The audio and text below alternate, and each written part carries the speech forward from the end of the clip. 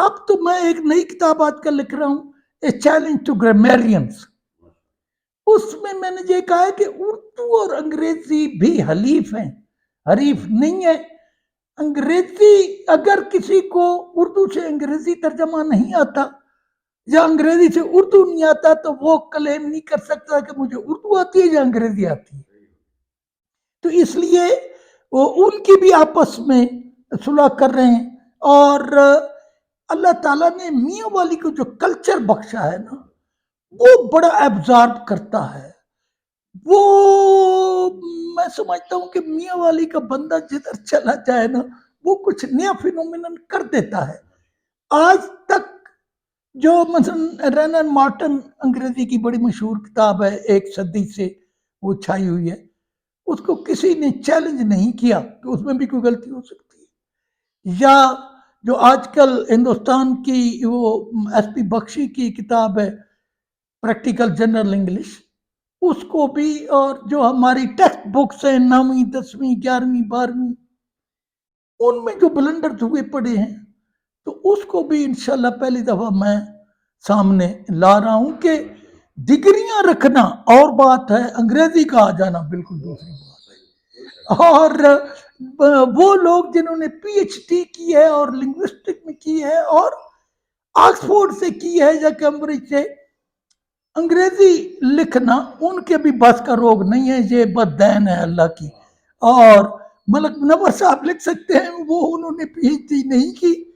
اور میں نے یہ بھی کہا ہے کہ ہم ٹاٹین ہیں، ٹاٹ پہ بیٹھ کے پڑھے ہیں، اور ہمارے کوئی یونیورسٹیاں بڑے وہ نہیں تھے اس کے باوجود. تو میں سمجھتا ہوں اس ناول میں نے کچھ ایسے ایشو خاص طور پہ جو ہمارا یہ اس وقت جو حشر ہو گیا اور جو ہم نے غلط قسم کی تاریخیں لکھی ہیں ان کو بھی درست کیا ہے. بلکہ آخر جب وہ وہاں سے آخری رات ہوتی ہے کہ صبح پانی آ جائے گا تو پروفیسر صاحب وہاں ایک طویل لیکچر دیتے ہیں، اور وہ میں سمجھتا ہوں تاریخ ہے پاکستان کی 2 4 5 10 صفحوں پر، کہ اس کو ہم نے اختصار کر دیا ہے اس کا، اور تاریخی طور پر اہم ہے. ناول کی اپنی ایک ہسٹوریکل ویلیو ہے.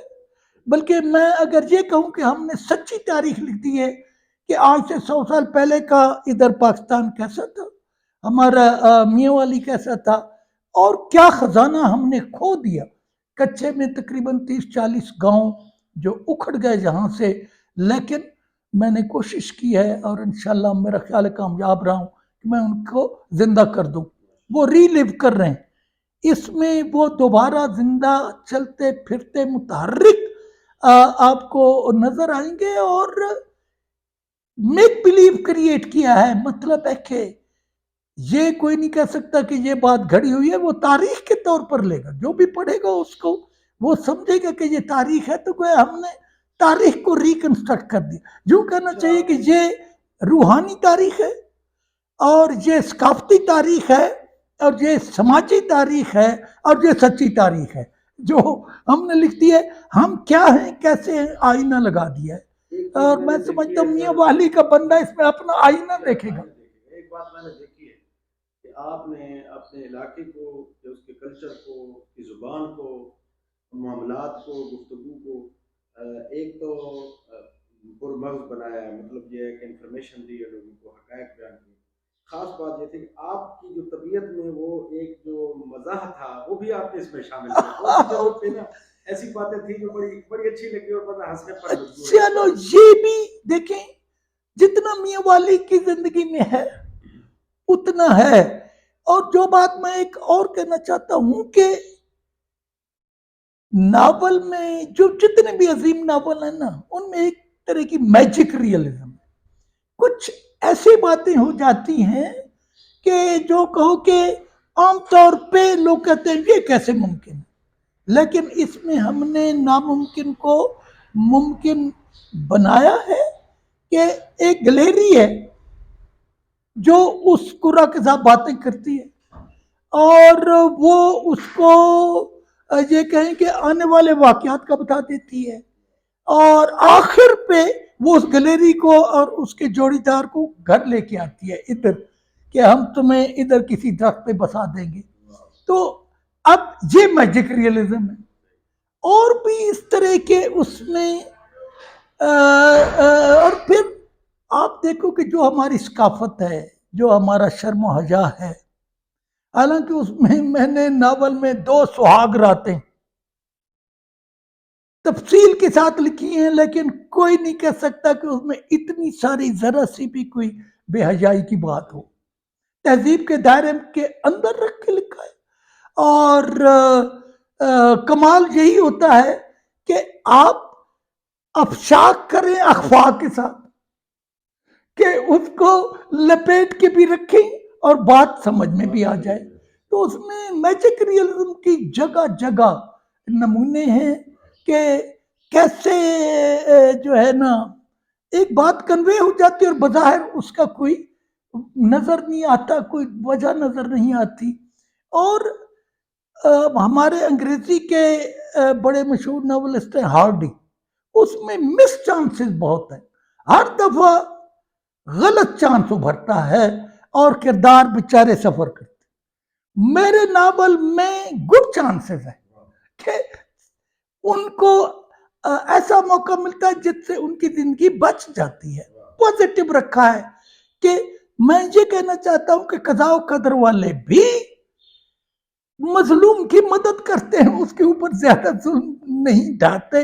کہ وہ جو اس میں ایک کردار وہ ہماری قرہ جس کا میں نے ذکر کیا ہے، اس کا والد 1,00,000 کنال کا مالک تھا اور پورے گاؤں کے ساتھ آدھا تھا. اس کا گاؤں کی آدھی زمین تھی 1,00,000 اور اس کے پاس 1,00,000 کنال تھی. اس کی شادی ہوئی تھی اور یہ بچی حمل اس کے جنم کا وقت قریب تھا، لیکن جو اس کے کزن تھے اور دیگر انہوں نے مل کے اس کو مار دیا کہ اس کی زمین ہم قابو کر لیں گے. اور پھر وہ آئے کہ کون سا بچہ پیدا ہوا ہے کہ نہیں، کہ اتنی دیر میں جو دائی تھی اس کی دایا اور وہ بچی ڈیلیور کی، وہ اس کو لے کے بھاگ کھڑی ہوئی. جب وہ آئے تو وہ خاتون تو پڑی تھی قرہ کی والدہ، اس کو انہوں نے مار ڈالا اور جو ہے بڑی کوشش کی کہ کسی طرح سے ہم اس کو تلاش کر لیں. جو بھی اولاد، ان کو پتہ نہیں تھا کہ لڑکی ہے کہ لڑکا ہے. وہ گئی، وہاں کا جو مولوی صاحب تھے وہ رنڈوے تھے اور یہ کنواری تھی. اس نے کہا کہ بھائی میرے ساتھ بھاگنا ہے. انہوں نے کہا بالکل. انہوں نے کہا پھر جو کچھ ہے سنبھالو اور چلو. تو وہ اس بچی کی خاطر اس کے ساتھ آتی ہے اور جو ہی وہ سڑک پر پہنچتے ہیں تو بائی گڈ چانس، چونکہ اس میں گڈ چانس بہت ہیں، بس آ جاتی ہے اور وہ بس سے وہاں سے بھاگ نکلتے ہیں. ان کو کچھ پتہ نہیں بس کدھر جا رہی ہے. یہاں تک کہ جب وہ صبح ہو جاتی ہے اور وہ پہنچتی رکتی ہے اڈے کے اوپر، تو راستے میں بھی ایک جو کہتے ہیں میاں والی، تو اس کو پتہ چلتا ہے کہ میاں والی. جب ادھر اترتے ہیں تو وہ کہتا ہے اس کو مولوی صاحب جو ہے ٹانگے والا آ جاتا ہے. انہوں نے کہا جی کدھر جانا؟ انہوں نے کہا یار وہ ادھر ایک مسجد ہے بڑی سی اچھی سی، کیا نام ہے اس کا؟ انہوں نے کہا جامعہ اکبریہ. انہوں نے کہا ہاں میں نے ادھر جانا ہے. وہ وہاں جاتے ہیں اور ادھر جا کے اس کو مولوی صاحب جو تھے شیخ، اس کے وہ گھٹن چھوتے، وہ کہتے ہیں جی میری بات سنیں. انہوں نے کہا میں درس دے رہا ہوں، آپ یہ مہمان خانے میں بیٹھے. جب وہ آتے ہیں تو وہ کہتے ہیں یہ میرے ساتھ ہے مسئلہ، آپ 4 گواہ بلائیں اور ہمارا نکاح پڑھیں. تو وہ نکاح پڑھتے ہیں اور چھوارے بانٹتے ہیں. اور اس کے بعد وہ کہتے ہیں میرا کوئی روٹی روزی کا بندوبست. انہوں نے کہا لو یہ لمحہ نہرو کی مسجد خالی پڑی ہے تو میں رکا لکھ دیتا ہوں، اور ایک بچہ جو ادھر کا تھا دلے والے کا، اس کو تو بھائی چھٹی کر اور ان کو بھی لے جا. اس طرح وہ ادھر آ جاتے. اور وہ بچی پھر بڑی ہو کے اس قدر زوردار کردار بنتی ہے کہ ایک اچھا 2 بدقسمت کردار اور ہیں، ان کا نام میں نے رکھا ہے بھڈا اور بھڈی. وہ عیسیٰ خیال سے متعلق تھے. وہ بھڈی ان عورتوں میں سے تھی جو سدا بہار رہتی، جن کے حسن پہ کبھی زوال نہیں آتا، اور جو بھی ان کو مرد دیکھتا ہے الیور ہو جاتا ہے، ان کے انٹائش ہو جاتا ہے، اس کی گرفت میں آ جاتا ہے. تو بڑے لوگ اس پہ ڈورے ڈالتے ہیں، وہ کسی کے قابو میں نہیں آتے۔